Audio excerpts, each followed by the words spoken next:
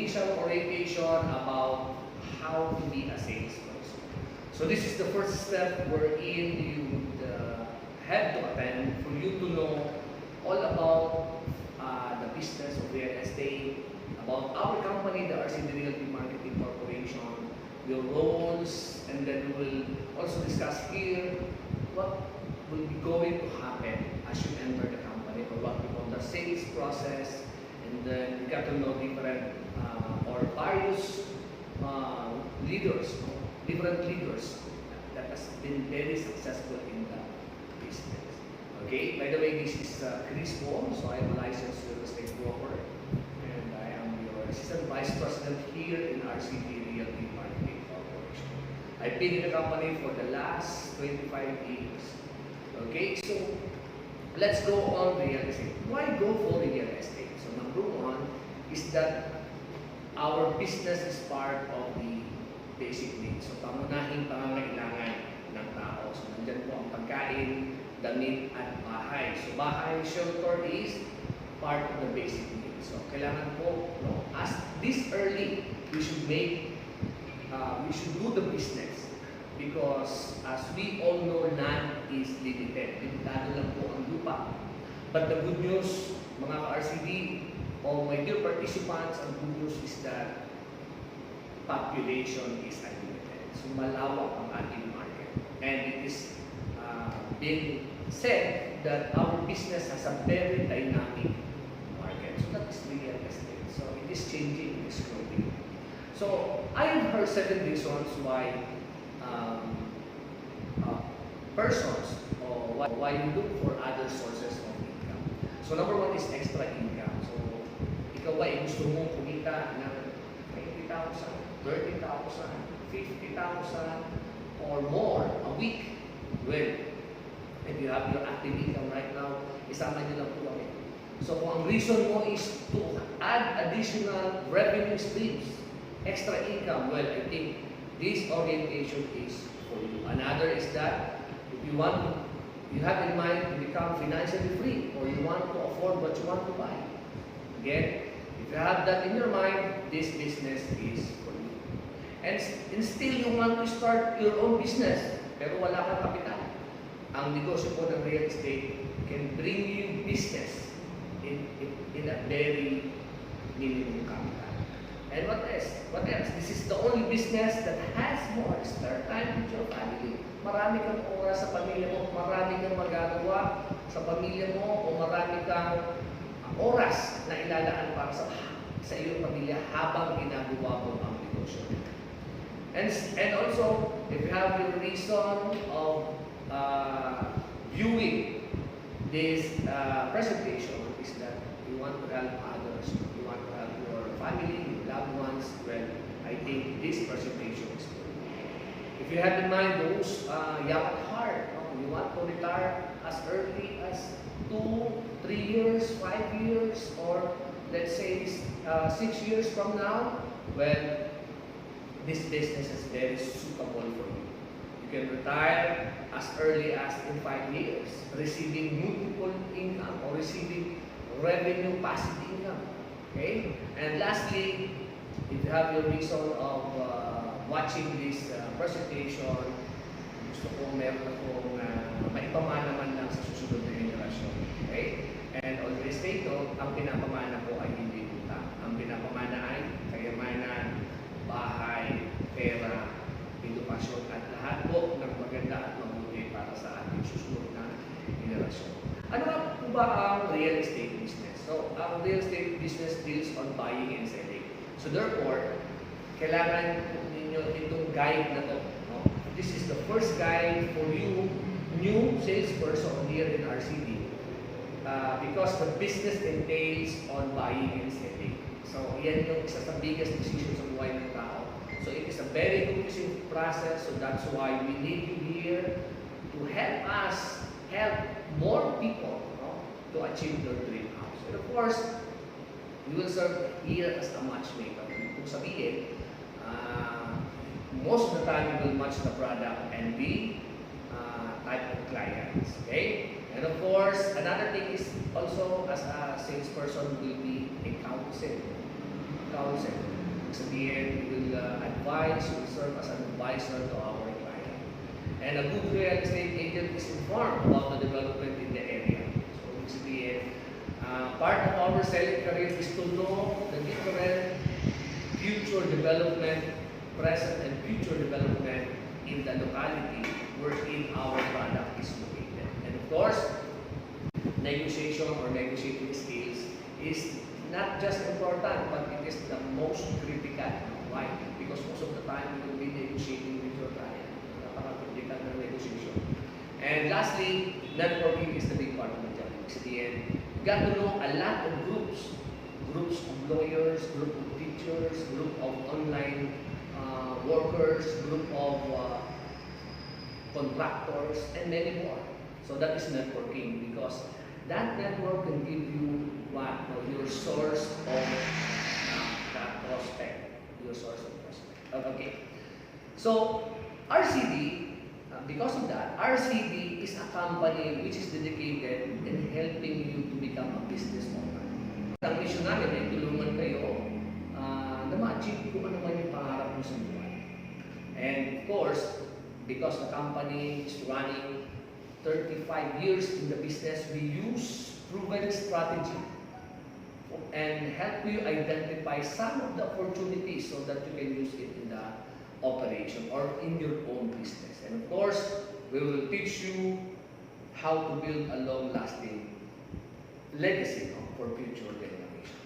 Okay? What we believe is that all of us have an equal opportunity. All of us is given 24 hours. It's up to you on how to use that number of hours, how we will convert that hours into a productive work. And we believe that also that how you convert those ideas that has in you to become in reality. Okay? So hindi puro ideas lang, hindi puro isip lang. No? You should take action, convert that into reality, make your dream come true. Okay? And ang success is just a decision away. So that's how we believe here at RCD. If you want to become so successful in every business that you are into, you just have to decide. So it all started with that decision. Of course, RCD can be your way to financial. Bakit natin ito ginagawa? My dear participants, because life is so short, naisip lang ang buhay. Habang nandito tayo, we should make a long-lasting positive difference. Okay? So, what is real estate business? Ano nga ba yung real estate business? So, real estate business, it is a business wherein our product is of high value. Mataas ang value natin. So, pinakamurang bahay dito is around more than 500,000 pesos. At ito po ay isang entrepreneurship o ito ay isang negosyo. Also, we consider our business as dream o pangarap. Lahat tayo ay nangangarap na magkaroon ng sariling bahay at lupa. And of course, another thing is that real estate business has a lot of government support. We have the financing and we have the infrastructure. Financing, nandiyan po si Pag-ibig at si National Homes, and then infrastructure, those you see around you, the development, the construction, the road networks, different developments in the likes of hospitals, public markets, schools, universities, and so many others. So those development helps us sell our product. And of course, the real estate business is emerging demand. There is an emerging demand. Marami po ang nangangailangan na pabahay as of now, especially when we enter the fourth industrial revolution. And then lastly, real estate business is a sound collateral. Ibig sabihin, yung ating produkto madaling isangla. On the other hand, why real estate business? Bakit real estate business? Number one is that it has a lowest capital. Tatlo lang ang kapital sa real estate business. Konting oras, konting pamasahe at laway. Yan lang. So, you don't need an 8-hour here in the business. You only need a little of your time so that you have more time with your family, you have more time with your other business. So, konting oras lang. Number 2 is konting pamasahe. Ibig sabihin, konting pang lakad-lakad araw-araw, tubig meet your clients, to meet your prospect. And lastly, the most important thing is the one that you need in communication. Now, why? So that is very important. And number 2 is that it appreciates over time. Ibig sabihin, you bought a house and lot ngayon, hantay ka lang, and then it will appreciate. Tumataas po ang value. Then, third, it is a need. Sabi natin kanina, basic needs. Part ito ng ating basic needs. Ibig sabihin, this is what? Priority, and this is important. Lastly, it has a direct effects on people's life. Bakit may effect sa tao? Kasi ito ay pangarap. Once you achieve your dream, especially if it is your dream house, well, it has a big impact sa buhay ng isang tao o sa buhay ng isang pamilya. Okay? So, the owner and the founder and the chairman of the board of this company is no other than Mr. Roland C. Delantar, or what we call he is Mr. RCD himself. So, RCD has a great promise to us, to you, my dear participants. According to him, as he said, I would like to call, I'm going to be successful in the business, and when I am already successful, I'm going to take people with me. He wants us to duplicate himself. He wants us to duplicate the business. He wants us to duplicate the RCD, Realty Marketing Corporation, with the help of what? Of the system that is what built through the years. Okay? So, our chairman or the owner is also a multi-awarded.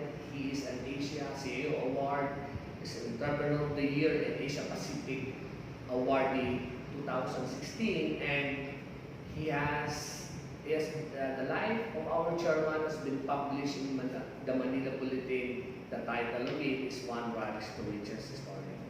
Okay, but what is RCD? Who is RCD? So, in the Security Exchange Commission, RCD means Realtor, Contractor, and Developer.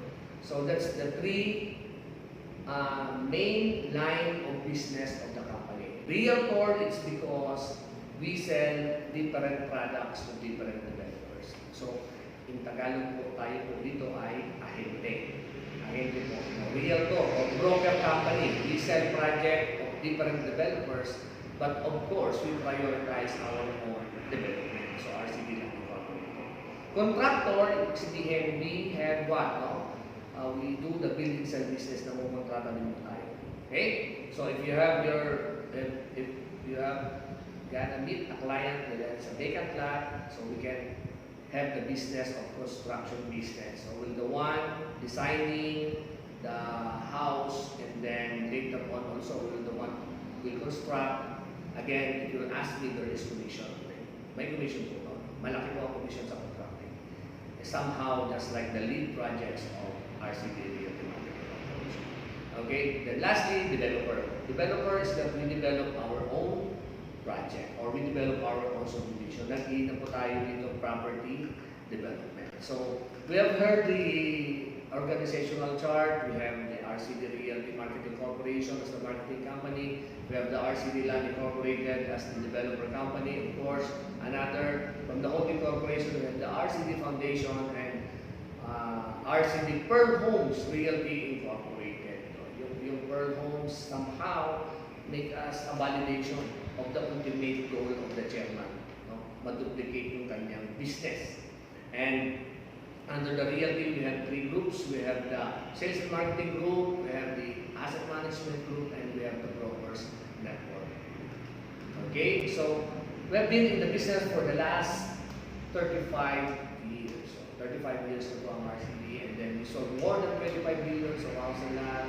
We built more than 2,000 residential units, and we are accredited to more than 100 developers, north to south.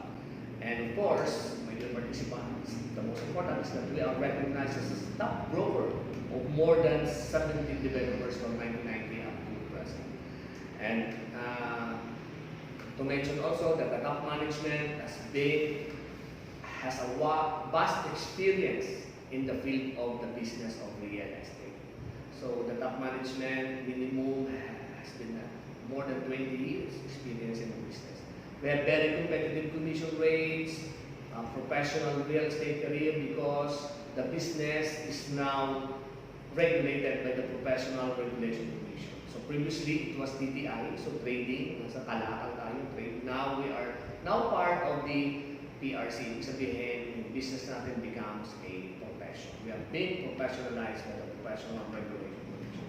The vision of RCD is to become one of the leading company in the real estate industry, maging number one. So that is our long-term vision. So mapahanay man lang tayo doon sa mga malalaking developers, malalaking marketing company in the Philippines. So to achieve that, we have our mission. Number one mission is realizing dream and caring for every Filipino housing needs and serving of quality and affordable.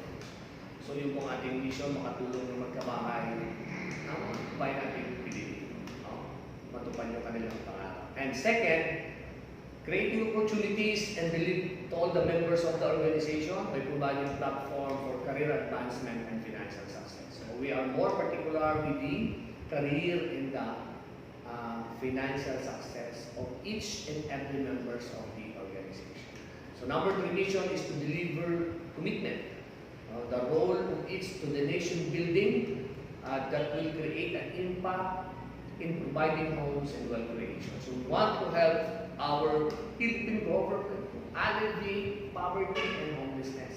Matulungan natin mga kabayan natin na walang bahay na magkabahay. Okay? Our core values is that it is hope.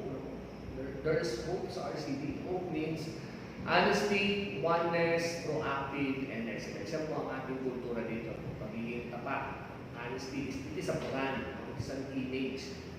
So, yan po ang ating pagbatayan dito sa real estate. And then, oneness means having the sense of unity. Ibig sabihin ng oneness is that what will be your part, what is your contribution to your division or to the company. Ano yung magiging contribution mo? Being part, being the new member of this RCD Realty family. And then, third is the proactive. Ibig sabihin, proactive means you have the initiative or you are always one step forward. You don't let things to happen. You do something before it happens. Okay? That is being proactive. And then excellence means doing your very best or doing things beyond expectation. So yan po ang aming batayan dito sa RCD. Yan ang ating core values. And the pillars of success are apat. Siyempre ang haligi, number 1 is developer, which give us the inventory. RCD group, which give us the resources. Mancom Management Committee are our directors, which give us directions. And of course, my dear participants, viewers, kayo po yung 4 pillars. Without you, we cannot execute everything. So kayo is part of our success. Then, because of that 4 pillars, we want to create a great customer experience. Okay? So, we have our lead projects, but of course, we would like to showcase to you our very own development, which is located in Maribeles, Bataan, Silang, Cavite, BF Homes, Parañaque, 13 Martires, Cavite, Tuloy, Batangas, North Sagaray, Bulacan, General Trias, Cavite, Balayan, Batangas, and soon to open po in Infanta, Quezon. Okay? So, the company also do some sponsorship. We give a house and lot to the grand winners of Talentadong Pinoy, Spyro Marco, hosted by Ryan Amoncillo. Also, we give a house and lot to the winners, grand winners of Amazing Race, which is also hosted by Garrett Ramsey. So we give 2 houses. And then recently we give also a house to Aura, which is the ultimate winner for your face house pamilya. So we give a single attached daffodil model there in Tugi, Batangas. Okay, so if you have an extra income with you, you can experience what? Achieve your dream house, dream car, gadgets. You can go places outside the Philippines. You can travel around the world. You can bring your children into exclusive schools and many, many more if you have an extra income. So RCD being 3 decades in the industry, we've received so many awards. So there is what we call the RCD advantages, or the unquestionable credibility and integrity. So in ATEC Home, so being awarded as the first Hall of Fame award wherein the company achieved the top one for the last 17 years, consecutive years. 17. So we're the first one to achieve that as the Hall of Fame award. And of course, we achieved the 1 billion award as a broker company. So in RCD, we have 4 levels of career here. First, the level 1 is the salesperson, level 2 is the unit manager, level 3 is the sales director, and the last level is to become president of your own company. So what's it for me? Ano po naman yung para sa inyo, my dear participants? So we provide free training, free use of vehicle, sales activity support, unlimited income, network of influence, of course, be your own boss. So there is what we call freedom of time. Okay? Qualification is that you only need to attend this basic online seminar, or you can also attend our face-to-face seminar. Then register or sign up the affiliation form, and then later on, you should be what?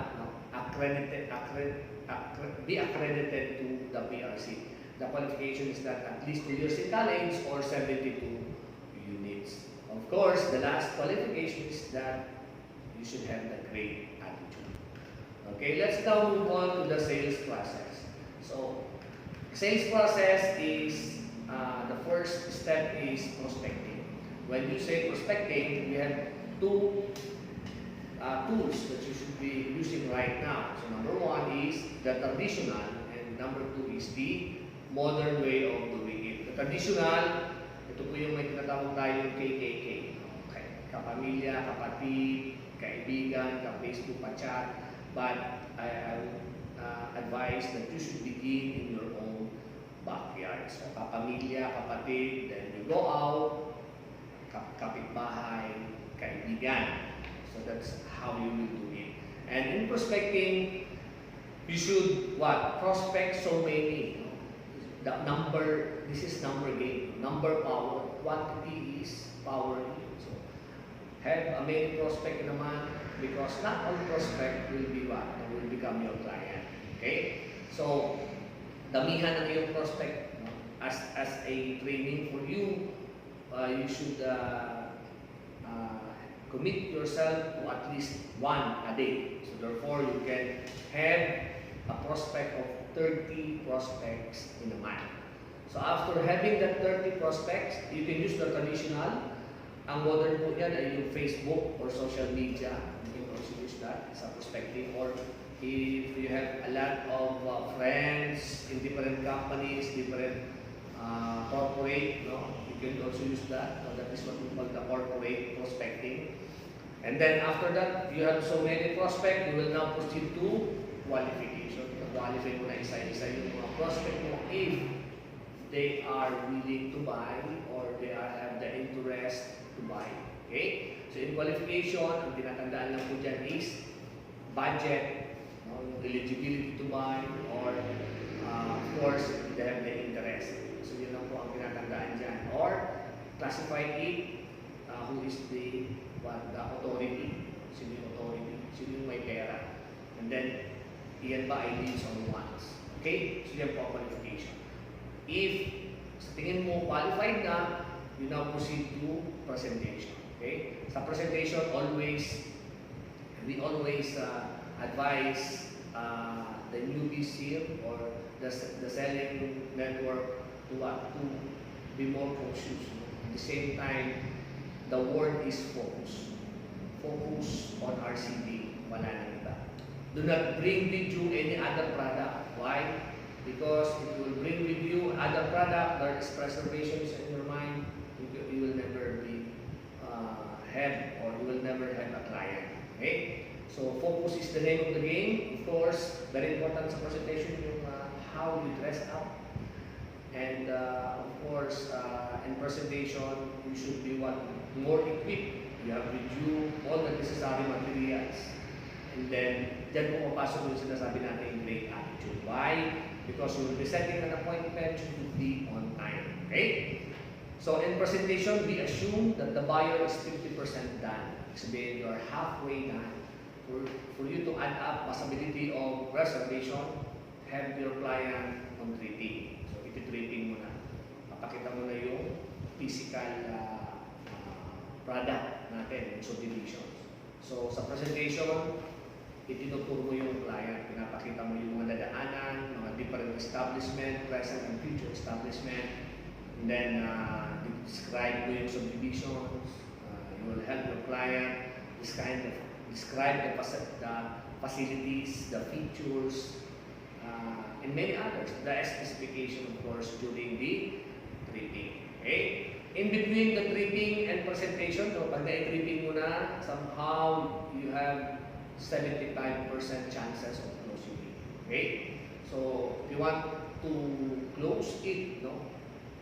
Baga talaga, kahit gusto mong ma-close na talaga siya, move it to 100%, you should make, you can handle the objection properly. So, in between the presentation and tripping, there is what we call handling objection. So, dapat you should good at that. So, dapat hindi na o-offend ng client as you answer the question. So, ang tinatandaan po sa handling objection is that do not argue. Do not make an argument with your client. Pag nasagot mo na yung objection niya, clarify if you have been solved, no? Or you answer the query, you have answered the objection properly of the client. Dapat magaling ka dito kasi minsan sa handling objection, ito yung nagtitrigger sa client na mag-sign ng reservation application. Kahit magaling ka sa presentation, kahit magaling ka sa tripping, pag hindi ka marunong sumagot sa objection ng client, you will never proceed to the next step, which is closing. So, pag okay na, nasagot mo na, okay na sa client, klaro na. So, closing is your skills or your ability to help your client decide what is good for them. So, marami pong technique sa closing, but there is no specific formula. So, ang tinatandaan lang po sa closing is that you should always be there by on the side of the client. Kasi ang dating mo dito, ako nag-close para kang assistant buyer. So, you should be assisting your client up to the end, up to the last reservation of the unit. So, hanggang hindi pa nare-resimuhan, dapat nandoon ka. Okay? So, yun. Pagka nag-sign na si client, so that is considered as closed deal. Huwag mong kalimutan, yung next step is that you ask for the referral. Or is funding the referral, you ask for the referral, tanungin mo si client kung meron siyang referral para sa iyo. Okay? If not, you can also ask the other way of it. You can ask him or her to join our business. Patunay mo ng affiliation form and let him or her attend the orientation. And then lastly, last step is after sales service. So yung after sales service, ito yung pinaka-mahirap. Why? Because wala na tayong ma-receive dito. Wala na tayong commissions to be received. All you need to do here is to attend to your client complaint. So marami po yan. Kadalasan, after your client has been moving, after a year, 2, 3 years, nagkaroon ng problema, you need to attend to that. Why? Because somehow, after sales service give us more and more referral. Okay? So this is a service business. So that's why we should be in after sales service. So it is a cycle, go back to prospecting again, and then if you want to be the same, you should be creative in how you do your strategy. Your duties as a salesperson to deliver a minimum 1.5 million paid up sales, and then to monitor your clients' documents, the 3 initial documents, the proof of identification, proof of billing, and proof of income. And of course, you got to attend the major activities of the company. You should have a meeting regularly with your upline to know some updates and follow the rules and regulations of the company and the laws and procedures dictated by the RCD, okay, or by the RESA, the Real Estate Service Act of the Philippines. Okay? So, as a salesperson, you should know that this is a business. Pag sinabi mong business, ito yung negosyo. Ang kailangan mong gawin dito is you know the system. After that knowing, apply the system, share it with your family, with your loved ones, with your friends, and then be ready to expand. Kailangan nag-expand ka rin. Okay? So, 2 hands is always better than 1. And of course, have with you your commitment. Dapat may commitment ka para may na-achieve ka o para may result ka. Why? Because you have only 2 choices here in RCD Realty, either to transform or to remain constant. Okay? So, as a salesperson, I would like to show to you what is your potential income. So, ano ba yung potential income in Tagalog? It is you. Ano ba yung maaari kong kitain? For example, if you sell 1.5 million cost of housing land, then it will given, for example, 2%. So this is only an example. 1.5 times 2%, that will give you 30,000. So if you sell 4 units in 1 month, so 30,000 times 4, that will give you a potential income of 120,000 per month. If you can maintain that for the next 1 year, so ibig sabihin, you will have an average of 1.4 million a year. If you can sell 4 units in 1 month, with an average cost of house and lot of 1.5 million. Of course, less tax. So may tax tayo. Okay? So, all you need to do here is to study the system, learn from it, then after you learn, you will earn and then be an extraordinary person. What I'd like to give you an advice is that be focused. Dapat consistent ang galaw mo dito at bitbitin mo po ang iyong pangarap. Okay? If you want to have more cash in your pocket, always bring also the cash formula. Cash. K, knowledge of the project, attitude towards the business, skills, o ano yung set of skills na meron ka, at importante po yung habits. Ang real estate business ay sanayan lang. Whatever level it is, sanayan lang. Habits, nakasanayan. And to achieve more learnings, siyempre, dali natin si Aida. Attention to details, have the interest, the desire, and always convert all of that into action. Okay? So, I have for you here quotations or sayings. Pag mahirap ka, wala kang karapatan na maging tamad. At kung gusto mo ng pera, dapat walang pero-pero. Kung gusto mo masenso sa buhay, dapat may pusa ka. You have that commitment. Walang kasi. You should have no reasons why not do it. Kung nais mong tayo ang pangarap mo, itaya mo ang buhay. On your screen, you will see Mr. Howard Skoll, the owner of Starbucks. He was declined by the bank 242 times. Kung nag-give up, wala sana tayo ng Starbucks. Mr. Walt Disney, yung kanyang theme park ay binasura 302 times. Kung nag-give up si Mr. Walt Disney, wala sana tayo ng Disneyland. Then another on your screen is Colonel Sanders, the owner of KFC. Has been rejected 1,009 times. After retiring from military at the age of 65 years old, yung kanyang retirement fee ay ginamit niya po sa binili niya ng manok, pinirito, and then inilako sa US. Marami po ang tumanggi. 1,009 reject the business offer. Reject the chicken. On 1,010, somebody told him, Colonel, your chicken is good, I will invest in that. Last on your screen is Mr. Thomas Edison. According to Mr. Thomas Edison, I do not fail 10,000 times. Rather, I discovered 10,000 ways on how to develop the light bulb. So, what I'm trying to say, viewers, is more on we should not be disappointed. There's a lot of rejection that you will be facing. All you need to do is to go on, to move forward. You can take rest, but don't you ever gonna quit. So, tuloy lang ang business. Pag nasimulan mo na, tuloy mo lang. Dito sa real estate, there's always a saying that runs in this way. The more that you are rejected, the more that you are getting closer to your first ever million sales. So my assignment, my dear viewers, participants, is that make a list.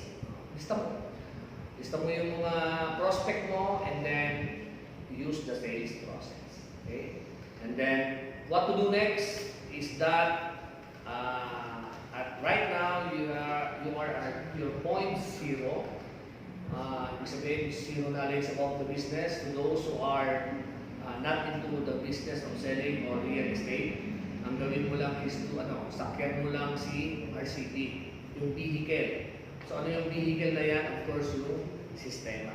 So RCD, write it will carry you to your destination. So to achieve your first ever million sales,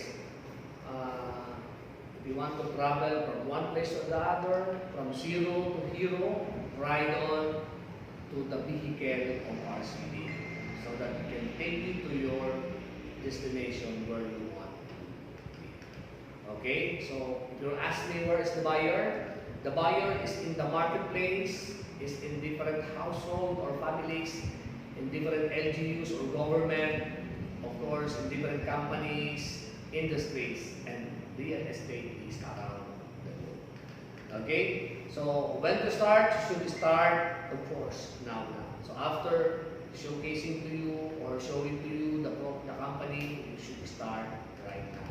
Okay? So how to get started? Fill up the affiliation form that is being given. Then this is the initial orientation. Then later on you attend the technical orientation for you to know the jargons in the business. Attend the product knowledge to know more about our product. And then to have some validation, you attend the site orientation. Have regular meeting with your upline, create your brand in RCD, and always keep on improving your stuff. Okay?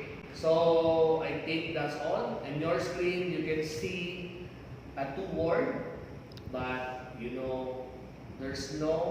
wala namang kung maling pagbasa dyan. Nasa nagbabasa.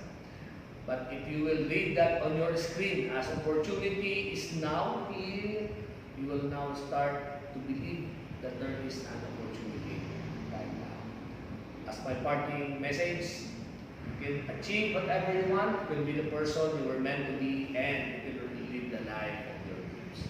So congratulations and welcome all to RCD family.